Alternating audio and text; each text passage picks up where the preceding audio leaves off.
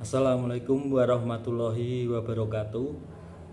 Perkenalkan, saya Andan Lau Megantara, guru PAI di SDN Dero 01. Di sini saya mengikuti PPG dalam jabatan PAI 2024. Pada kali ini saya akan menerangkan bahan ajar untuk kelas 4 terkait gerakan dan bacaan sholat. Untuk selanjutnya silahkan simak slide di atas. Ini adalah nama saya, Andan Lau Megantara, kemudian LPTK saya IAIN Ponorogo. Untuk kelas saya PAIR dengan dosen pembimbing Ibu Aris Fitriani. Nah, dalam materi ini kita akan membahas gerakan dan bacaan dalam sholat, terutama ketika bacaan dalam sholat fardu. Yang saya bahas di materi kali ini adalah gerakan dan bacaan pada sholat fardu atau sholat wajib. Nah, di sini di slide yang keempat ini, di sini ada gambar, silahkan diperhatikan. Untuk yang nomor 1 ini adalah gerakan berdiri menghadap kiblat. Kemudian yang kedua ini adalah takbiratul ihram. Kemudian yang ketiga ketika kita masih berdiri juga, ketika kita membaca doa iftitah, kemudian membaca Al-Fatihah dan membaca surat-surat pendek. Nah, untuk selanjutnya ada rukuk, kemudian ada i'tidal, kemudian ada sujud pertama, yang ketujuh adalah duduk di antara dua sujud, kemudian yang kedelapan adalah sujud kedua setelah duduk di antara dua sujud, kemudian selanjutnya adalah duduk tasyahud akhir, kemudian yang gerakan ke-10 atau yang terakhir adalah salam. Nah, di bahan ajar kali ini saya akan menerangkan satu persatu, mulai nanti berdiri menghadap kiblat sampai dengan salam. Nah, di sini yang nomor 1 kita akan bahas lebih mendalam lagi.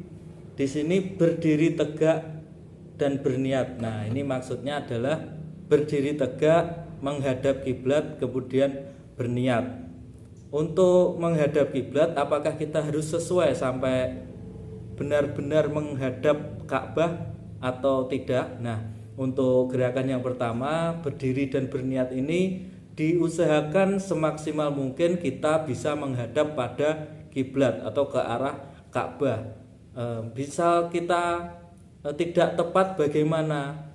Nah, berusaha semaksimal mungkin. Bila kurang tepat atau menghadapnya kita agak geser-geser sedikit, insya Allah nanti dimakfu atau dimaafkan oleh Allah Subhanahu wa Ta'ala. Yang penting kita sudah berusaha bahwa kita menghadap ke Ka'bah atau ke Mekah. Di situ sudah dianggap sah.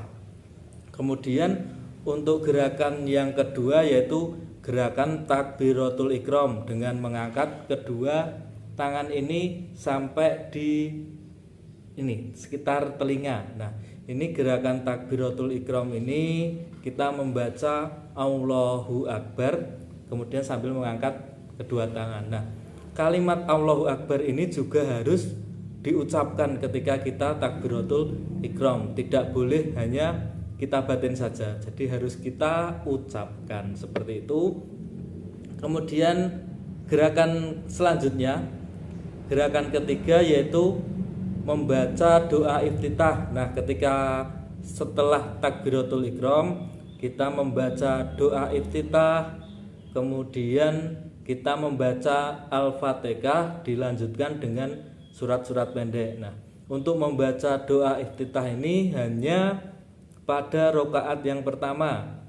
Jadi setelah takbiratul ihram membaca doa iftitah. Tapi kalau kita sudah masuk ke rakaat yang kedua, kita langsung membaca Al-Fatihah, kemudian surat pendek atau ayat yang ada di dalam Al-Quran. Kemudian setelah kita membaca surat pendek atau ayat yang ada di dalam Al-Quran. Kemudian gerakan selanjutnya adalah rukuk. Rukuk seperti kita lihat pada gambar ini, posisi tangan berada di lutut sambil kita membungkukkan bagian tubuh atas kita. Nah, pandangannya untuk rukuk ini kita berpandangan kepada tempat sujud. Jadi kalau kita rukuk, kita menghadap ke bawah. Nah, rukuk yang baik adalah punggung kita sejajar atau rata. Jadi misalkan kita taruh buku di punggung kita, tidak akan jatuh ke bawah. Itu rukuk yang sempurna. Setelah rukuk kita, untuk rukuk ini bacaan yang dibaca adalah Subhana Rabbiyal Adzimi wa bihamdihi, dibaca 3 kali. Untuk gerakan kelima itu bangun dari rukuk atau kita sering menyebutnya dengan iktidal. Nah, iktidal ini bacaannya adalah Sami Allahu liman hamidah Rabbana lakal hamdu mil'us samawati wa mil'ul ardi wa mi'u masita min syai'in ba'du. Nah, antara rukuk dan iktidal ini biasanya, atau rukuk dan iktidal ini digunakan untuk ketika batas, ini hanya sekedar tambahan ya. Ini hanya tambahan untuk materinya. Ini adalah batas ketika ada makmum masbuh yang ingin jadi makmum daripada si jamaah ini. Jadi ketika kita sudah iktidal atau bangun dari rukuk, itu sudah tidak dihitung rokaatnya. Jadi misalkan telat 1 rokaat ketika sudah iktidal, berarti sudah tidak masuk hitungan rokaat. Kemudian setelah iktidal, bacaan atau gerakan ke-6 yaitu sujud pertama. Nah, bacaan sujud ini adalah Subhana Rabbiyal A'la wa bihamdihi, dibaca 3 kali juga. Nah, posisi sujud ini ada 7 bagian tubuh yang harus menempel pada lantai atau pada alas sholat kita, misalkan sajadah, karpet atau yang lainnya. 7 bagian tubuh itu apa saja? Yaitu kepala, kemudian telapak tangan, kemudian lutut kita, kemudian telapak kaki kita harus menempel di tempat sholat kita. Tidak boleh ketika sujud itu kaki yang belakang atau telapak kaki kita diangkat sehingga tidak menempel, itu sujud yang tidak sempurna. Yang sempurna adalah 7 bagian tubuh menempel pada tempat sholat kita. Kemudian gerakan yang ke-7 yaitu duduk di antara 2 sujud. Nah, setelah sujud yang pertama tadi, kita masuk ke gerakan duduk di antara 2 sujud. Ini anak-anak biasanya bacaannya sering lupa atau sering keliru. Ini bacaannya yang betul adalah Robbik firli warhamni wajburni warfa'ni warzukni wahdini wa'afini wafu'ani. Nah, seperti itu bacaan duduk di antara 2 sujud. Kenapa disebut duduk di antara 2 sujud? Karena duduk ini berada di antara sujud yang pertama dan sujud yang kedua. Nah, setelah kita melaksanakan duduk di antara 2 sujud, baru kita melaksanakan sujud yang kedua. Nah, sujud yang kedua ini bacaannya sama dengan sujud yang pertama, yaitu Subhana Rabbiyal A'la wa bihamdihi, dibaca 3 kali. Ini juga sama dengan sujud yang pertama, bahwa 7 bagian tubuh kita harus menempel pada tempat sholat kita. Nah, untuk selanjutnya adalah ke-9, gerakan ke-9 yaitu duduk at-tahiyat. Duduk at-tahiyat ini ada 2. Yang pertama at-tahiyat awal dan at-tahiyat akhir. At-tahiyat awal itu misalkan ketika sholat yang jumlahnya lebih dari 2 rakaat. Nah, setelah 2 rakaat yang pertama itu kita duduk, namanya duduk tasyahud awal atau at-tahiyat awal. Nah, ini bacaannya adalah at-tahiyatul mubarakatuh sholawatut thayyibatulillah sampai dengan asyhadu alla ilaha illallah wa asyhadu anna muhammadar rasulullah. Allahumma sholli ala sayyidina Muhammad wa ala ali sayyidina Muhammad. Itu untuk tasyahud awal atau tahiyat awal. Bacaannya cukup sampai situ. Ketika sholatnya lebih dari 2 rakaat, di duduk terakhir itu disebut duduk tahiyat akhir atau duduk tasyahud akhir. Jadi untuk duduk tasyahud akhir ini bacaannya adalah at-tahiyatul mubarakatuh sholawatut sampai fil alamina innaka hamidum majid. Jadi bacaan tahiyat akhir sampai selesai. Nah, sebelum salam itu kita membaca at-tahiyatul tahiyat akhir. Nah, di sini untuk gerakan yang terakhir di sini adalah gerakan salam dengan menengok ke kanan dan ke kiri. Nah, jangan sampai salah ini. Untuk gerakan salam harus menengok ke kanan dulu dan kemudian baru ke kiri.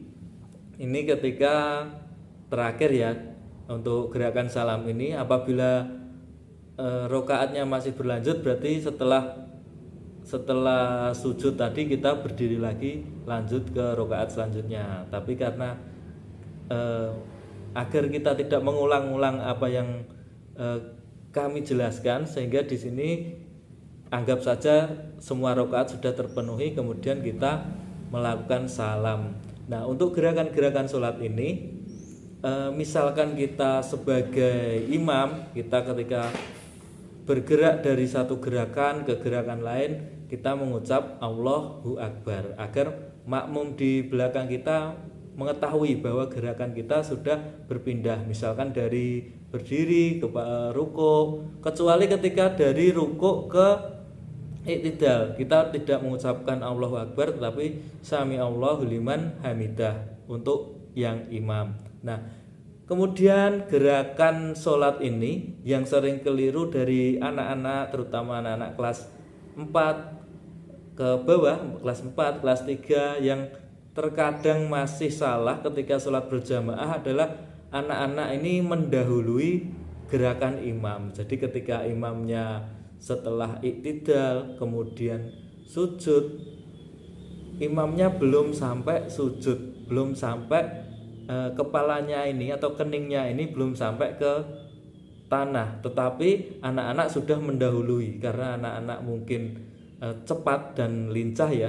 Jadi ketika imamnya baru mau sujud, anak-anak sudah sujudnya. Itu tidak diperbolehkan karena sebagai seorang makmum kita tidak boleh mendahului gerakan dari imam. Kemudian poin yang sering anak-anak keliru ketika duduk tasyahud awal dan tasyahud akhir kan berbeda.